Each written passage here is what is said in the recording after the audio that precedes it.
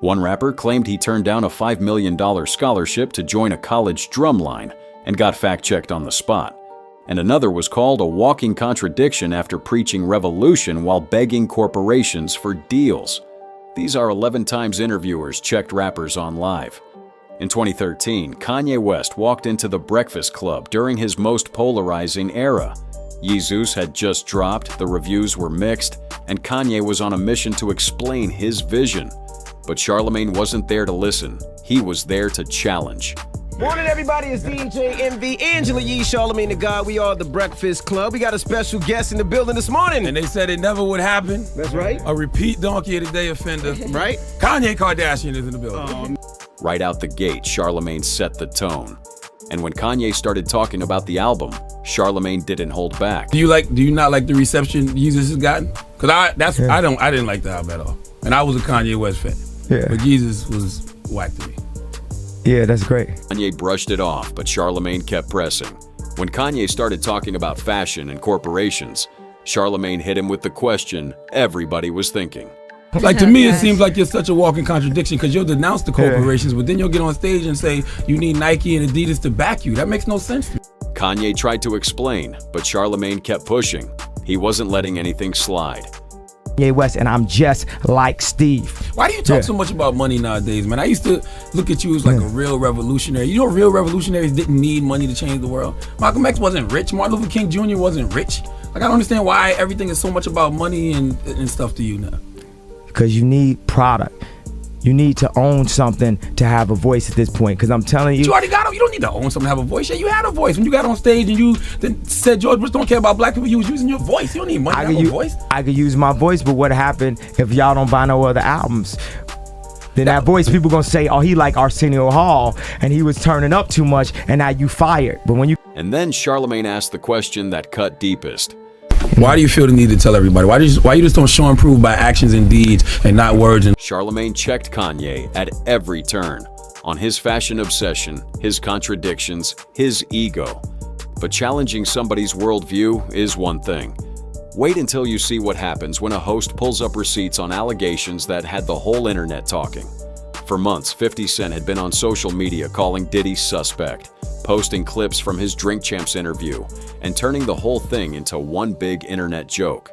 The memes were everywhere. The compilation videos were going viral. So when Diddy pulled up to the Breakfast Club, Charlemagne wasn't about to let him slide without addressing it. We segueing into the Drink Champs interview when you was with Nori and Fab and Jada and everybody. They made a compilation video of you because they said you were sounding real suspect on the interview. Yeah.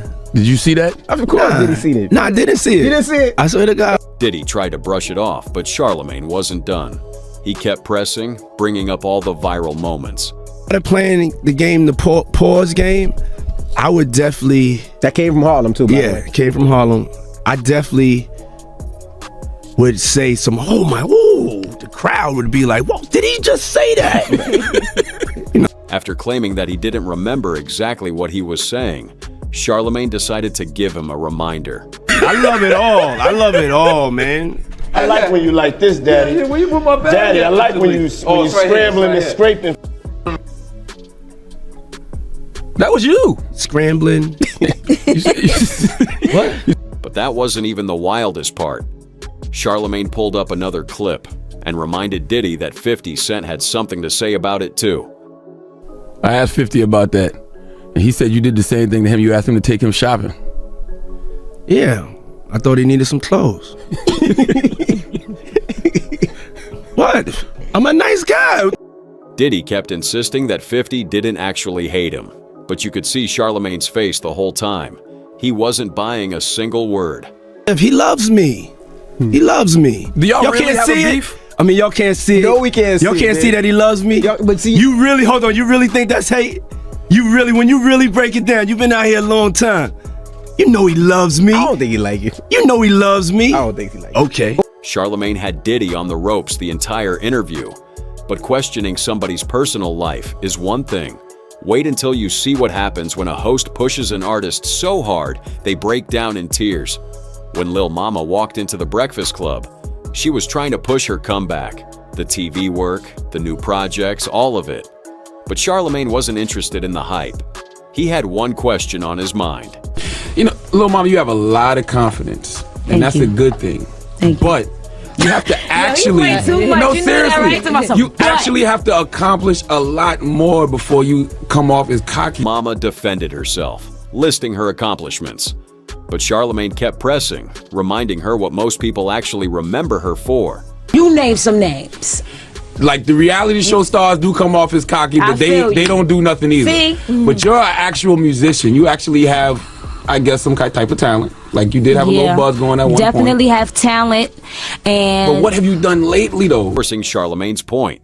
The tension was building, and Lil Mama was getting frustrated. lips. So yeah, you got to show and prove by actions and deeds, not words and lip service. You haven't put out no music in a long time. People know you for playing yourself, walking up on stage with Jay-Z and Alicia Keys. Charlemagne, seriously, that's the truth. Cut this out. Could y'all please help me out? Can he cut this out? I'm just hating. What's that? Nah, no, I know what you're saying. What do people know her for lately? Lil Mama tried to shift the conversation to her personal struggles, including losing her mother to cancer.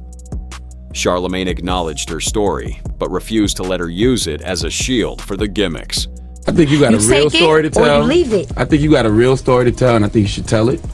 And, you know, stop focusing on the gimmicks and stop letting people make you out to be a caricature. Because right now you're like a caricature yourself. The emotion was real. The tears were real. But pushing somebody on their career is one thing. Wait until you see what happens when a host calls out a rapper's math on live radio. Big Boogie pulled up to the Bootleg Kev podcast, riding the wave of his CMG success. He was talking about his come-up, his Memphis roots, and how he used to be a drum major before he ever touched a mic. When you been rapping, man? Like 5 years now. So not too long. So you started rapping when you were about 20, 21? Yeah. That's kind of late in the game. 21. To figure that out. Everything was smooth until they got to the part about college. Big Boogie mentioned turning down a scholarship to pursue rap, but then he dropped a number that made everybody stop.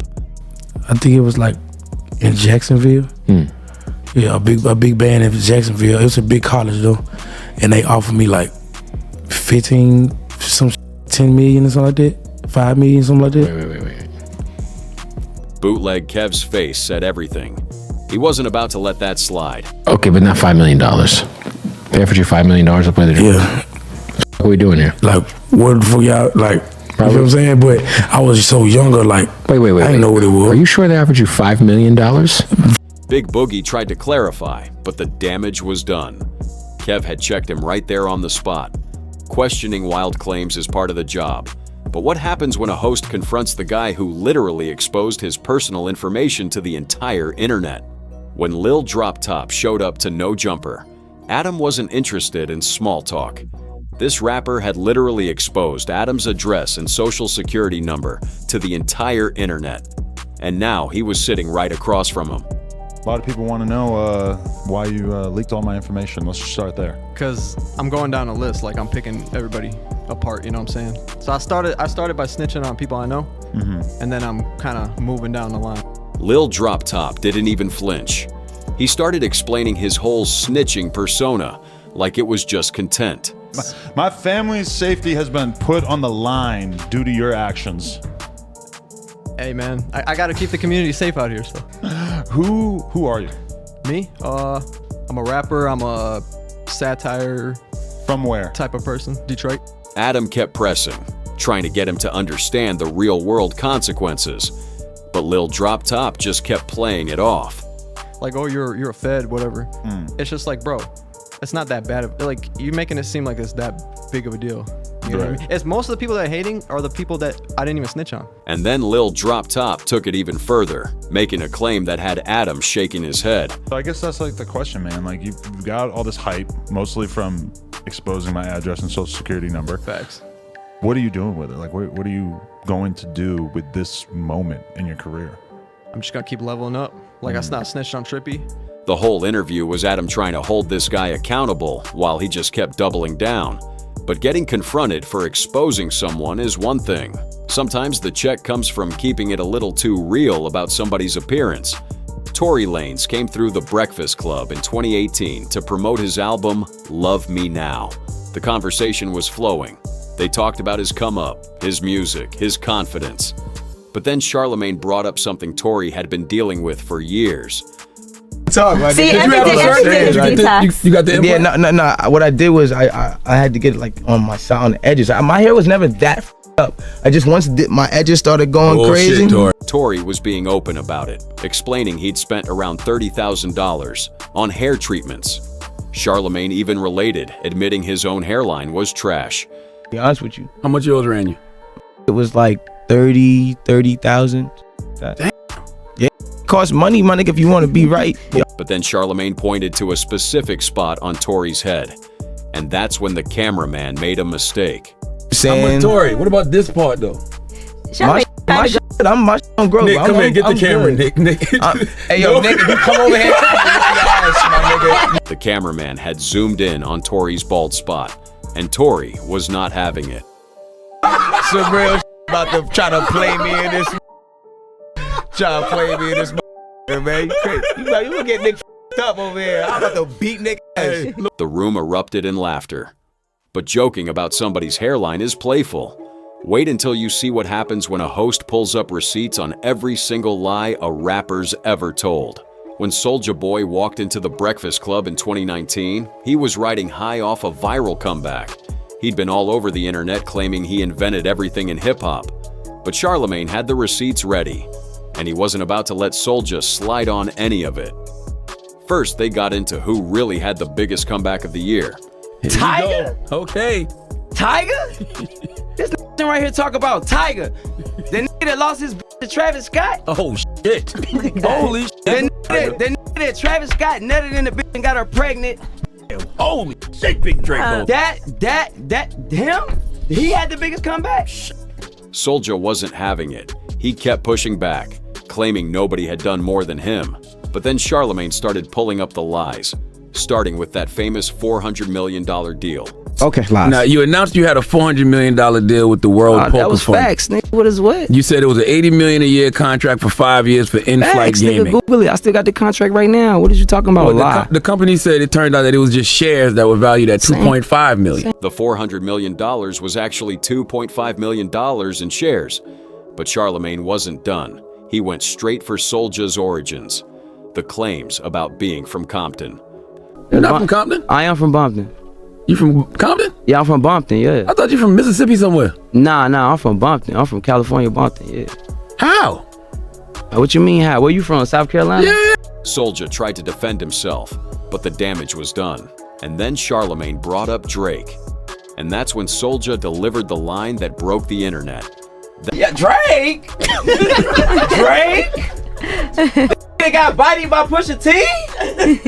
They hiding his kid from the world, but his world wouldn't hide from the kid? Aubrey Graham in a wheelchair? Drake? Yes! Y'all better stop playing with me in here. That Drake moment became one of the most viral clips in hip-hop history. But getting your lies exposed is embarrassing. What happens when the person you've been working with for years confronts you about betraying their trust? House Phone had been a fixture at No Jumper for years, one of the original hosts since 2016. But when Adam's platform aired content that exposed House Phone's personal life, content he specifically asked to be edited out, everything changed. House Phone pulled up to the studio with years of frustration built up. When the f have you ever felt like we needed to take the week off because of me? When have we ever had? Well, you're right. You didn't try to replace him like 5 times. That's a valid question. Tuesday. House Phone wasn't there to make peace. He was there to call Adam out on everything. I never asked you to take my name out of a title. I never asked you to not lay a joke on me. I never really took any of this serious enough to where I really called you the way that I called you. Adam tried to defend himself, but House Phone kept pressing. The frustration was boiling over. But bro, I called you, and your tone from the moment that I called you was typing away on the computer. It sounded like you didn't give a f about what I was talking about. And then House Phone revealed just how bad things had gotten. I agree. She had to call me because my other family members was worried that I was gonna commit suicide, Adam. You're a piece of shit, bro. I don't give a f, bro.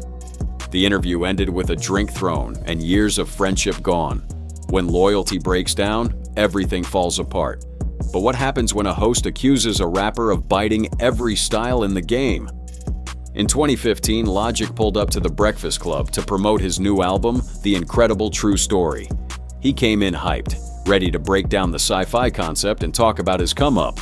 But Charlemagne had something else on his mind, and he wasn't about to let Logic off easy. And one thing I noticed about this album, well, I noticed it with the last album. The last album sounds a lot like Good Kid, Mad City. Like a lot of your flows is like real Kendrick. I wouldn't say it's the flows. I say probably, there's one or two joints on there where the production was like that, and there's a lot of cats in TDE, and shout out to all of them, man. That Logic tried to explain the difference between inspiration and imitation, but Charlemagne kept pushing. You know what I'm saying? It's since he's a legend, nobody wants to say anything about it. I've learned that from Kanye to take from others and be inspired. It's okay to bite people. I don't think if you're a legend it's biting. But I think it's like that's the thing about hip hop that can be very closed-minded at the end of the day. Logic wasn't backing down, but then Charlemagne shifted to something way more personal: Logic's family, pressing him on details he clearly didn't want to talk about. With your mom and dad now? I saw my dad the other day. That was kind of crazy. He wanted some money? You call him a selfish mother. he is a selfish mother. But deep down he has a good heart. Logic opened up about his complicated family history, the trauma, the estrangement, all of it. But Charlemagne kept digging, not letting him off with surface-level answers. And at the end of the day, regardless of what my situation has ever been with my family or is or this or that, everybody knows I love them, and this is time for me to focus on creating my new family. And then Charlemagne pivoted to Logic's racial identity, questioning what he was doing for the Black Lives Matter movement. So what are you doing for the Black Lives Matter movement? I'm being me. I'm surviving, motherfucker. I'm me. I'm half black. I'm a part of this culture. What you talking about? There you go. What are you talking about, Charlemagne? And to Charlemagne, I'm not half black. I'm a black man if I remember because my father is black. Logic held his own, but Charlemagne made sure he had to earn every bit of respect that day. But what happens when a guest shows up not understanding the dangers of their bravier that the host has to call for prayers? Tekashi 6ix9ine's Breakfast Club interview was a masterclass in Charlemagne trying to talk sense into someone who didn't want to hear it. The rainbow-haired rapper came in hot, and when Charlemagne questioned his constant provocations, 6ix9ine's response was terrifying. But Charlemagne didn't back down. Ever gonna take? You don't think telling people to suck online got anything to do with it too? Nah, I tell them to suck my every day. You know, my father used to always say, if you tell somebody to suck you, man, you got to be ready to either kill or die. And I'm ready to die, and I'm ready to. This is crap. Charlemagne kept trying to reason with him, expressing genuine concern for his safety. He wasn't being a hater. He was trying to give this kid wisdom. But you see, like, I probably rub off wrong to you, him, and probably a lot of people. But at the end of the day, it's my job to get under people's skin. Like, listen, you're not under my skin, but I just be concerned because you're a young man, you're making money. When 6ix9ine tried to clap back by questioning Charlemagne's Billboard records, Charlemagne shut that down immediately by listing his actual accomplishments. You don't listen, Charlemagne. You don't got no Billboard records. Yeah, because I got a nationally syndicated radio show. You don't got no Billboard records. I got a nationally syndicated radio show. I got a New York Times best-selling book. I've had hit TV shows. I executive produce a lot of TV shows. Charlemagne dropped the most prophetic warning of the entire interview. He told 6ix9ine exactly where his lifestyle was heading. Famous last words are, "I can't be touched." I mean, well, this is what I'm gonna say to you, Charlemagne. Till that day, I'ma laugh. Because I know when that day comes, everyone's gonna laugh. So now, you can prevent that day. Is what we trying to tell you. That's what I've been doing. Charlemagne tried to check him, tried to warn him, but 6ix9ine thought he knew better. Nothing you could tell me. Listen, I hope you have a long career, but let's see if you're around next year. And I mean that as an artist and as a human being. Call the pastor in here to pray for the young man. Charlemagne sat there stunned, watching it all unfold. But if you thought trying to advise a wild rapper was brave, wait until you see what happened when Migos ran into their biggest critics on the BET Awards red carpet. The 2017 BET Awards red carpet should have been a celebration for Migos. Culture was platinum, Bad and Bougie was still dominating, and they were nominated for Best Group. But then they walked up to the Everyday Struggle booth and ran straight into Joe Budden and DJ Academics. Now Joe had been talking reckless about trap music for months, and Academics was about to bring up the one meme Takeoff didn't find funny.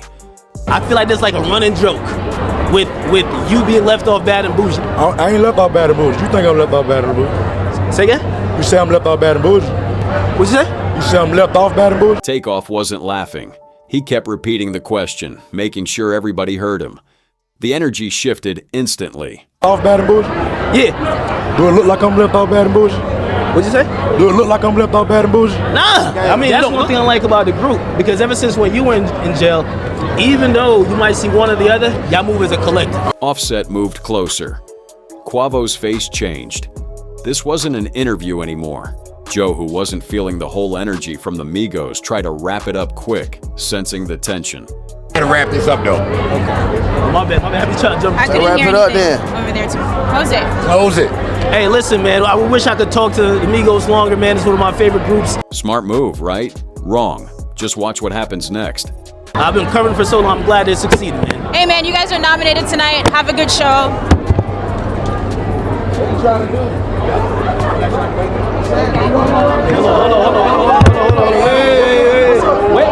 Wait. Security had to step in. That one moment sparked a beef that would play out for years. Diss tracks, social media wars, the whole nine. All because somebody underestimated who they were dealing with.